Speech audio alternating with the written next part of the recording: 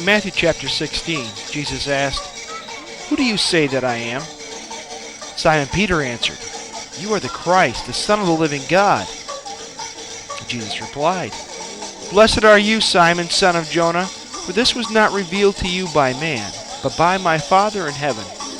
And I tell you that you are Peter, and on this rock I will build my church, and the gates of hell will not overcome it." When the earliest Spanish settlers discovered that the Masaya volcano was spewing fumes of smoke and sulfur, they thought that they had found the gates of hell. In later years, a Roman Catholic priest posted this cross above the volcano as a sign that Nicaragua belonged to Christ and that hell was not welcome. The cross and its message still stands. Nicaragua does belong to Jesus Christ. The goal of the Christian Reformed Church of Nicaragua is to introduce Christ to the people of Nicaragua in real and meaningful ways, that the gates of hell may be torn down and the life of the kingdom of God revealed. The battleground for the transformation of Nicaragua lies in the hearts of its people, and it is they who shape the character of our trip.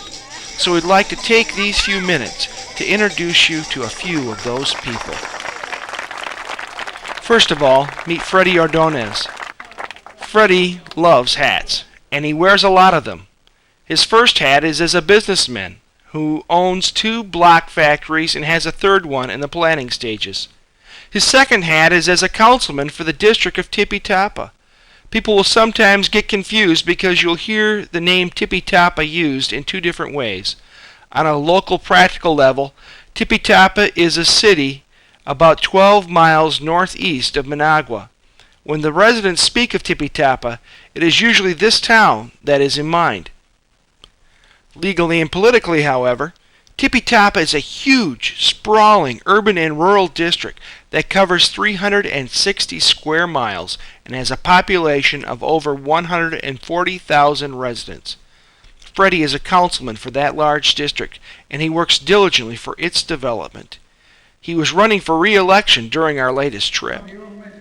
The third hat that Freddie wears is as the pastor of the San Jose Christian Reformed Church in Tipitapa.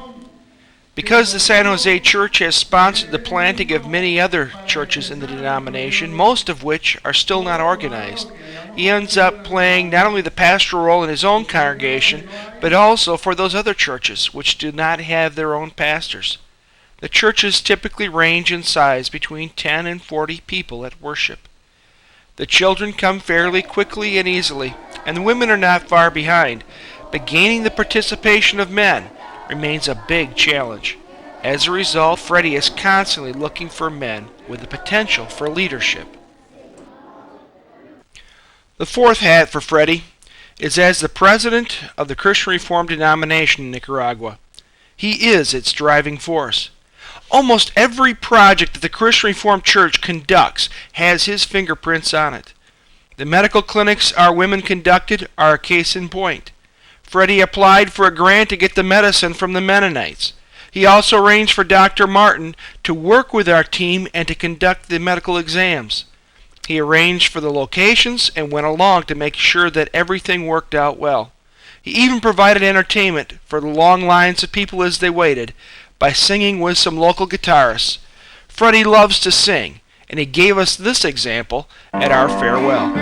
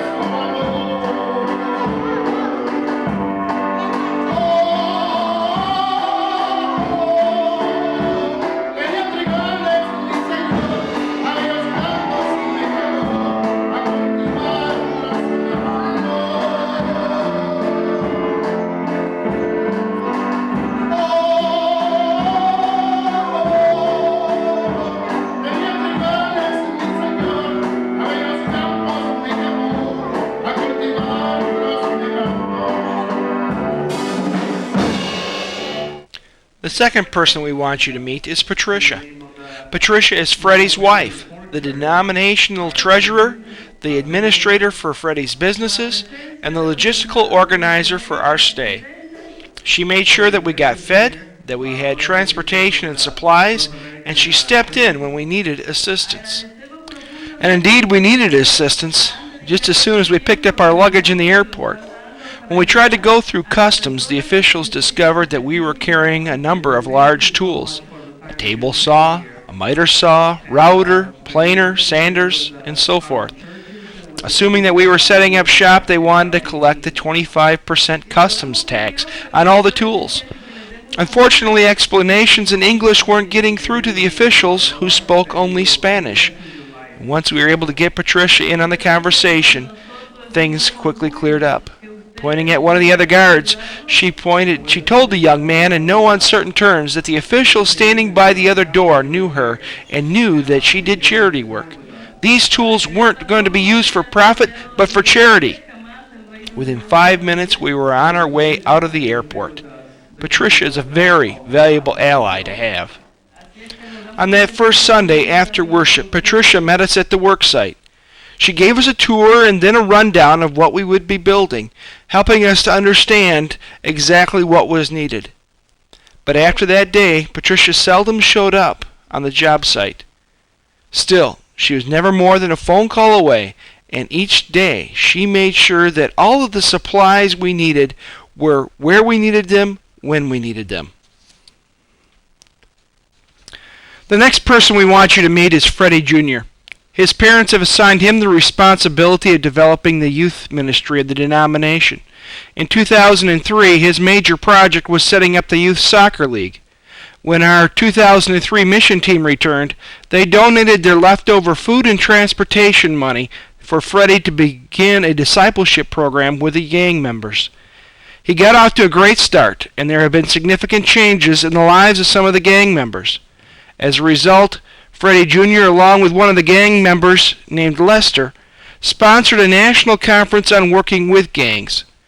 Because of our involvement last year, Maria Torres was invited to participate as our representative and even had the opportunity to share in the discussion.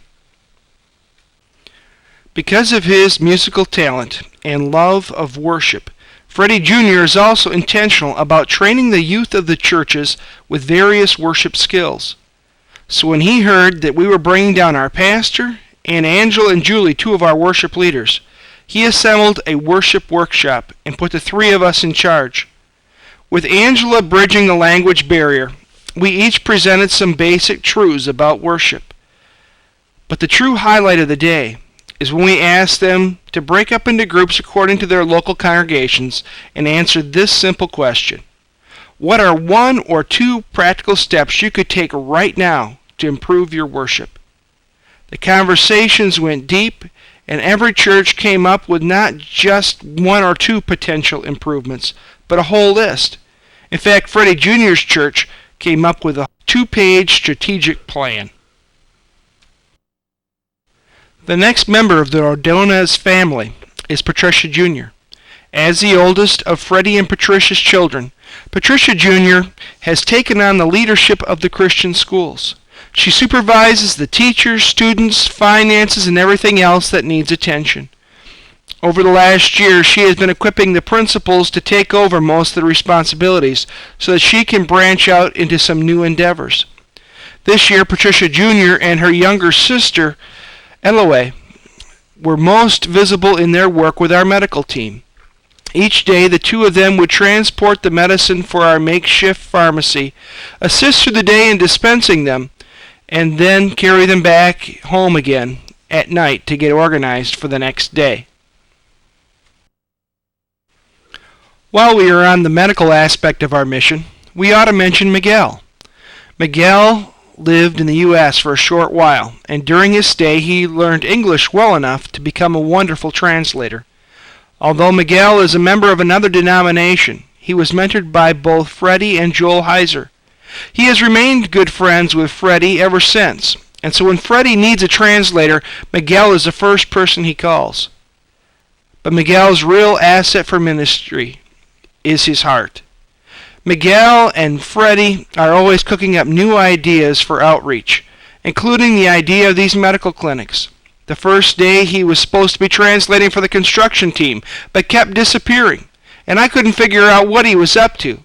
Well, it turned out that we offered the first opportunity for them to put their plan for a medical team into action, and he wanted to see what was happening with it. From there on out, he stayed with the medical team and had a great time. The other key person with the medical team was Dr. Martin. Dr. Martin learned his English serving as a doctor on the U.S. military base in Panama. Now he was employed as a doctor for the Nicaraguan government. But Freddie arranged for Dr. Martin to use a week of his vacation working with us in these medical clinics for the poor. Over the course of the week with us, he saw approximately 800 patients, and each day he refused to quit until everyone had been seen. Dr. Martin would joke with the women of our team, but of all the women, he grew especially fond of Elsie. It all started when she asked him if he was married, and he wondered if she was asking for herself or for someone else.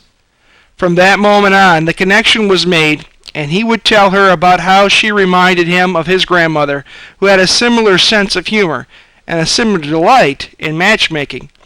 When we were leaving for the last time, Dr. Martin had to come on the bus to give Elsie a special hug and kiss goodbye. The last day of the medical team was a special one. They traveled about an hour into the country to the little village of Mondoña.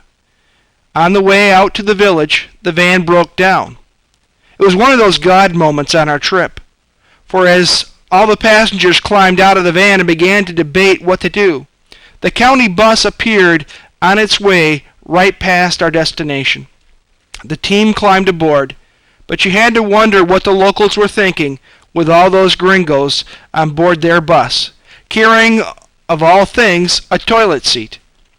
We had been told that this village was very rustic, particularly in its plumbing, and that if you didn't have your own toilet seat, you might catch a parasite.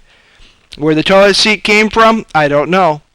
But the women made sure they had it with them, even when they got on the county bus. They must have offered quite a sight when they climbed off that bus and paraded the quarter-mile into town. In Mondoña, they set up the medical clinic in one home, and in the home next door, a stylist shop. Charles cut one head of hair after another. Some of the children weren't very appreciative about having their hair trimmed, but afterwards they were delighted. By the end of the day, Charles had trained one woman how to cut and style hair, and she pledged to finish up the haircuts of the town on the very next day. On Saturday, Charles repeated this session at the sewing center in Ciudadela. This time he had more people interested in learning how to cut hair versus simply having their hair cut. All in all, it was a great day. This may be a good time to introduce you to Juanita. She is the head of the Christian Reformed Diaconal Ministries in Nicaragua. She runs the sewing center, several of them actually, where she trains women as seamstresses so they can either get jobs in local factories or start new businesses out of their homes. She was also the first one to see the potential for outreach among the gangs. She knows the people of her community. She knows where their needs are. And she offers herself as the hands of Christ to touch their lives with her service. At our farewell worship service, Juanita shared her testimony. In short, she told us that God gave her a heart for service before she even knew who He was.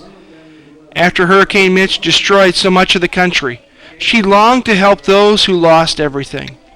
When she looked around at the various agencies, the one she saw really being effective in getting the work done was the Christian Reformed Church. So she offered her services to Freddie and Patricia, and as she served beside them, she discovered the truth about Jesus Christ. Now, she not only wishes to serve others, she wishes to serve her Lord. The guys on our construction crew tasted a bit of that service every day, as Juanita guarded the door to the church where our tools were stored so that no one could sneak in and steal them. She also worked with Ed each day to prepare our lunch and to clean up afterwards. While we are talking about the construction team, there are several people you need to meet there as well. One is Alejandro. Alejandro was introduced to us last year as Adam, to make his name a little easier for us to say. This year we learned not only his real name, but also that he is a local construction chief. Alejandro was the brains and architect behind the vocational center we were building. Alejandro's son Henry was the job foreman running the Nicaraguan crew that was with us each day. Randy did the same with our guys. It was amazing how, with a few gestures, a handful of English words on their part, and a few Spanish words on our part, the two teams were able to work together to construct the center. When we ran into language barriers, we would turn to Bernabe, our translator after Miguel left with the medical team. He told us to call him Barnabas to keep it simple. Normally, he served as a Bible teacher for a Church of Christ school, so Bernabe didn't know much construction terminology before he began, but he learned quickly and by the end of the week was translating for our woodworking workshop. Of course, the introductions wouldn't be complete without meeting the jóvenes. Jóvenes is Spanish for young people, but in our case, it especially referred to the young men who were leaving the gangs and committing their lives to Christ. As soon as we arrived, they came looking for Victor, who had such an impact on them during our last trip. When they discovered that Victor wasn't there, but that his wife Maria was, they latched on to Maria and began to tell her their stories. They took her to see the table we built for them last year, and they pointed out Victor's name. Then they showed us the place where they lived the previous year and described for Maria how Victor had come over, eaten with them, spoken with them, and challenged them. Not all of them are free from the gangs, drugs, and alcohol yet, but several of them have made a good beginning. They were eager to work with us on the vocational center because they knew that it was being constructed as a place to train them with the skills that will enable them to choose another life. They worked especially well with our own young men, Josh and Steve, who knew just enough Spanish from high school to joke around with them and to have a good time. On Saturday, we hosted a workshop in the church to give them some initial training in woodworking with the tools we had brought. Together, the team and the jóvenes built a pulpit for the church with the symbol of the Christian Reformed Church on the front. Freddie was delighted and eager to explain the significance of the symbol to anyone who would listen. But more amazing was the ownership of the jóvenes themselves. For when one of the jóvenes started to draw graffiti on the front of the pulpit, the others intervened and they sanded it clean. Shortly after we returned to the United States, a rival gang snuck into the new building and stole the purlins we had installed to hold up the roof. When the jóvenes found out about it, they sought out the people who had committed the theft, confronted them, and took the first steps for recovering the stolen materials. This church is now their church, and the new vocational center is now their building. One of the most powerful moments in our farewell service came when the gang members stepped forward to say thank you, and their spokesman vocalized their appreciation. He began with a general word of thanks, but as he spoke he grew more personal and told us that we belonged to a small group of people who knew their past, the things that they did, and that some of them were still doing, and yet loved them anyways. We came not only to do spiritual work, but also physical work that would enable them to change their lives. He thanked us for the vocational center and pledged that if we would come back again next year, we would see that our efforts had made a difference. Their lives would be changed. Thank you. Who knows how God will use our small efforts over the span of that 1 week. But I found it fitting that the theme song for the local youth group was one that we recognized, even though it was in Spanish. Pass it on.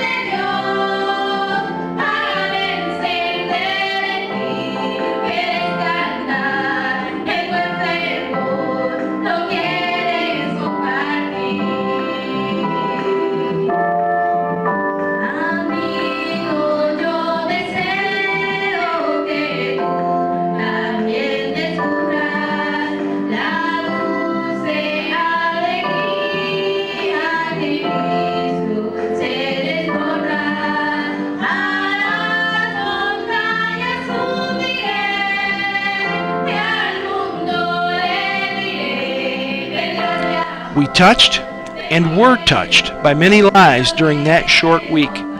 It is our prayer that at least a few of the sparks in them and in us may be fanned into flame by the Holy Spirit.